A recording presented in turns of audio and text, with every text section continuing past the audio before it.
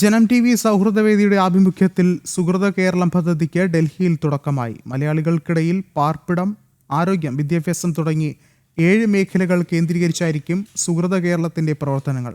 ഡൽഹി കേരള ഹൗസിൽ നടന്ന പരിപാടിയിൽ ജനം TV പ്രഭാരി എ ജയകുമാർ സുഹൃത കേരളത്തിന്റെ പ്രവർത്തനങ്ങൾ വിശദീകരിച്ചു. ഫരീദാബാദ് അമൃത ആശുപത്രി അഡ്മിനിസ്ട്രേറ്റീവ് സ്വാമി നിജാമൃതാനന്ദപുരി മാർഗനിർദ്ദേശം നൽകി.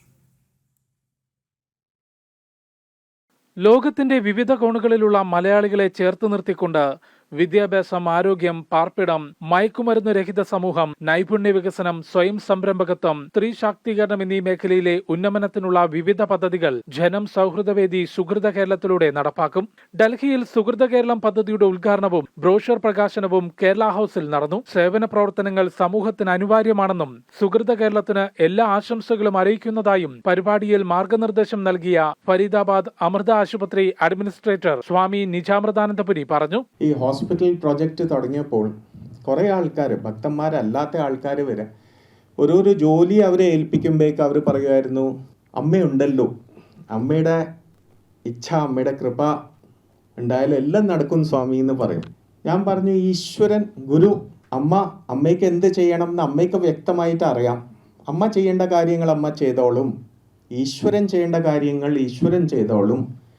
ഈ കയ്യും കാലും നൽകിയിട്ട് ഒരു ബുദ്ധിയും നൽകി നമ്മളെ ഇവിടെ വിട്ടിട്ട് നമ്മൾ ചെയ്യേണ്ട ചില ദൗത്യങ്ങളുണ്ട്, നമ്മൾ ചെയ്യേണ്ട ചില കർമ്മങ്ങളുണ്ട്.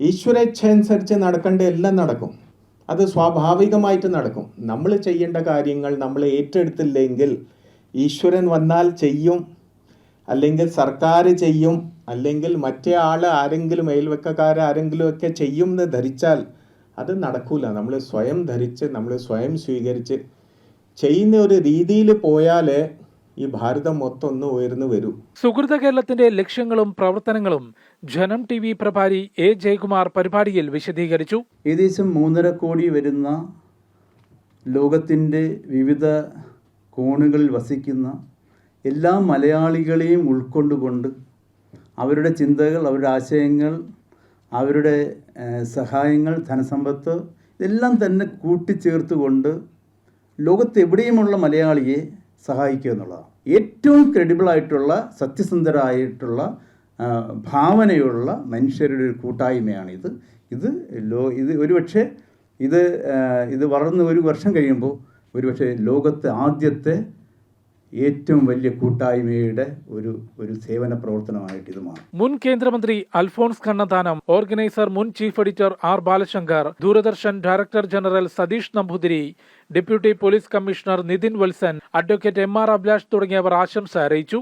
ജനം Sauhrudavedi president MD Jayaprakash, vice president Vineetha Hariharan, Arjun Velottil തുടങ്ങിയവർ സംസാരിച്ചു. ജനം, ഡൽഹി.